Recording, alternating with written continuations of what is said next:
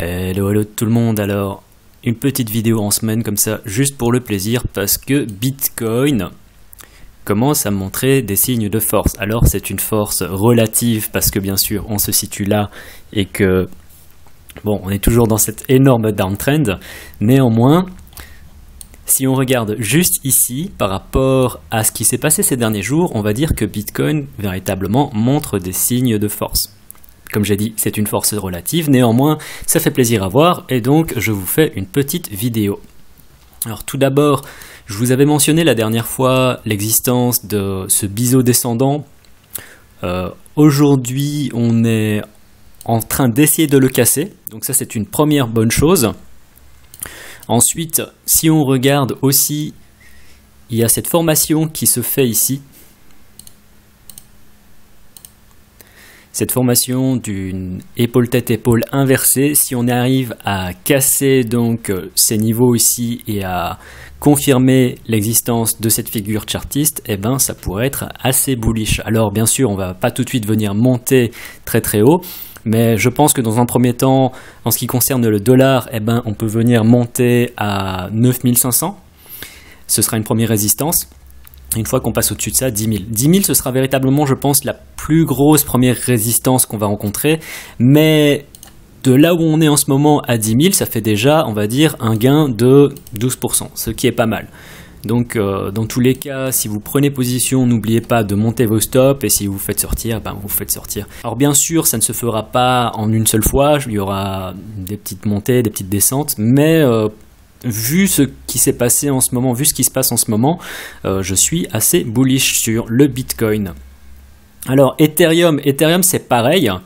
Honnêtement, quand on regarde au niveau des charts, c'est pareil. Cependant, depuis la chute ici, donc qui date de début février, on peut voir que ça c'est l'Ethereum contre le Bitcoin. On peut voir que l'Ethereum, alors qu'à un certain moment, il véritablement surperformait le Bitcoin. Donc je vous avais déjà montré quelques fois ce chart de l'Ethereum contre le Bitcoin où on voyait que à partir du 10 décembre de l'année passée, ben, véritablement l'Ethereum a commencé à surperformer le Bitcoin jusqu'à ce point ici où maintenant on est en descente. Et on peut voir qu'en ce moment on est pile poil sur la zone de support. Donc certains pourraient dire que ma zone de support est pas très bien tracée, que ça pourrait être comme ça et qu'on est quand même pile poil dessus. Moi, je préfère être un peu plus prudent et dire que on est en train de la tester, mais de manière assez significative. Donc, en aucun cas, on ne veut que ceci se la casse. Donc, tout ça pour dire qu'en ce moment, la valeur sur laquelle il faut être, eh ben, c'est davantage le Bitcoin que l'Ethereum. Qui plus est, il y a plusieurs signaux qui font dire que c'est assez positif ce qui se passe en ce moment sur le Bitcoin. Tout d'abord, c'est l'éventuelle sortie de ce biseau descendant. Donc là, on est en train de tester cette résistance. On l'a testé ici, on est encore en train de la tester. Et la deuxième chose, c'est la formation de cette épaule-tête-épaule inversée. À voir si on arrive à casser aussi la résistance et à confirmer la formation de cette pattern. Si on arrive à confirmer et à casser, je pense qu'un Bitcoin à 10 000 $, ça devrait se faire sans trop de soucis. Alors, dans le cas de l'euro, ce serait un Bitcoin à 8 000 €, voire un peu plus. Mais dans le cas de l'euro, il y a toujours bien sûr ces résistances psychologiques des chiffres ronds. Donc, je serais plus prudent en disant 8 000 €. Bien sûr, tout ceci, ce n'est que mon avis personnel, ce ne sont nullement des conseils financiers. Je peux tout à fait avoir tort. Il faut garder ça en tête. En ce qui concerne le Litecoin, le Litecoin, on peut voir que depuis le début du mois de février, il a monté en flèche contre le Bitcoin. Bon, là, il est en train de se stabiliser à cette zone des 0.018. C'est pas une mauvaise chose, c'est même très bien parce qu'on est revenu monter presque à ses anciens niveaux ici. Pour info, en décembre, on était presque à 0.02. Il y avait cette formation de ta séance qui s'est faite et puis on est venu dégringoler et on a tout perdu. Mais là, on est en train de remonter et le Litecoin, honnêtement, ce serait pas impossible qu'il commence à surperformer un peu le Bitcoin. Ça reste, en plus, on peut voir ici qu'en termes de pattern, alors ça a été un peu invalidé, on va dire. Il faudrait regarder ça sur le 4 heures. En termes de pattern, il y a ce double bottom qui s'est créé. Malheureusement, on va dire que la pattern a été invalidée par cette chute. Néanmoins, je reste encore assez bullish sur le Litecoin. Bien sûr, tout ceci, ça dépend véritablement de ce que fait le Bitcoin. Donc le Bitcoin, ça reste la valeur à surveiller dans tous les cas. Alors Bitcoin Cash, on peut voir aussi que lorsque l'on a atteint ce bottom ici, eh ben, Bitcoin Cash a fait une jolie remontée de 60%. Pour le moment, on tient ces niveaux, donc c'est très très bien. Il y a très peu de volume, donc il n'y a pas de vendeurs et ce serait pas impossible dès qu'on casse.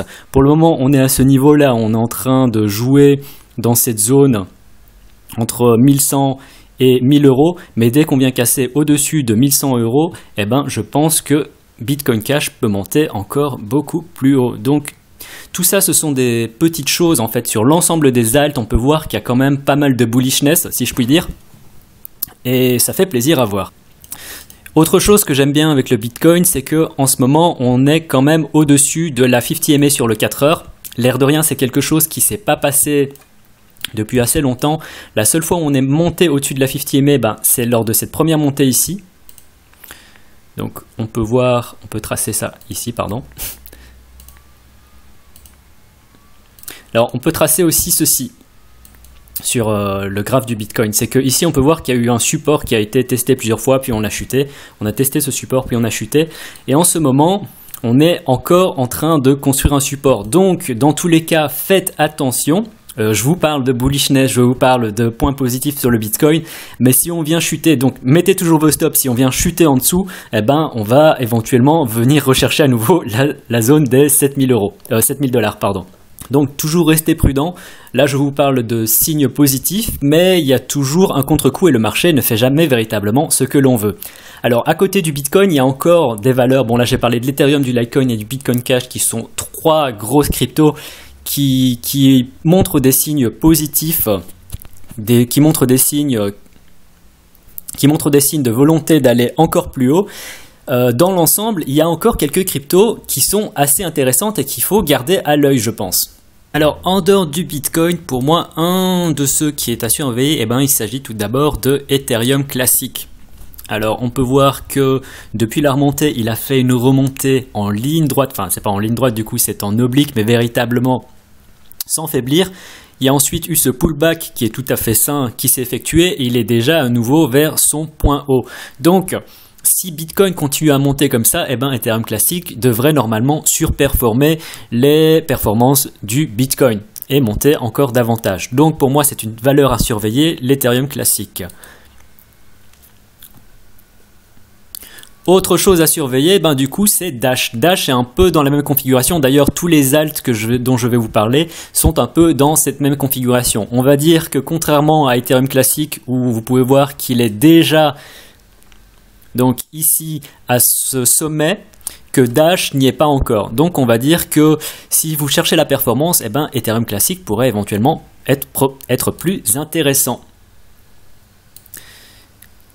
Zcash est également dans cette configuration, donc ça fait partie des valeurs, si vous les aimez bien, sur lesquelles vous pouvez éventuellement prendre position. Et le petit dernier, eh ben, il s'agit de XRP, de Ripple du coup. Donc Ripple aussi configuration très intéressante. La montée s'est fait un peu moins vite que les autres, néanmoins on est toujours dans cet uptrend et il montre aussi des signes de force, une volonté de monter plus haut. En ce qui concerne les alts qui se traitent directement contre le BTC, eh ben, il y a Lisk. Alors Lisk, j'ai pas fait attention pendant, je pense, un peu trop longtemps, mais cette crypto est juste en train de tout déchirer. C'est un truc de fou. Sur les charts, c'est une crypto qui est véritablement en train de... J'ai pas de mots, c'est véritablement fou. En fait, là où toutes les cryptos ont plongé, ont connu des grosses corrections, ben on peut voir que Lisk en fait est simplement en uptrend et ne fait que monter. Par exemple, lorsque le Bitcoin a connu sa correction de Noël, ben il a fait une petite chute ici, puis il est remonté, alors que Bitcoin par exemple ou Ethereum ont tous commencé à chuter, et ben Lisk a continué sa montée. Et dernièrement, et ben les corrections qu'on a connues, on peut voir, alors c'est pas petit, hein, ça reste, si on prend quand même de la mèche au plus haut jusqu'ici, ça fait une correction de 40%, mais on peut voir qu'on est déjà à nouveau vers ces niveaux au plus haut. Donc Lisk, vraiment la question maintenant c'est jusqu'où est-ce que ça peut monter? Et surtout ce qui serait très intéressant, ce qui est très intéressant à voir sur Lisk, c'est à terme, c'est-à-dire que quand Bitcoin remontera à nouveau, c'est-à-dire, je pense qu'en cours d'année, sans souci, Bitcoin va remonter vers ses plus hauts. Donc une fois que Bitcoin remontera vers ses 20 000 $, sa valeur de 20 000 $, est-ce que la valeur de Lisk va rester à ce niveau-là ou va continuer à surperformer? Et si Lisk arrive encore à surperformer le Bitcoin, eh ben j'ose à peine imaginer la valeur que va prendre cette crypto. Donc Lisk, honnêtement, surveillez ça de très très près. Sur les charts, il n'y a vraiment rien à dire, c'est magnifique.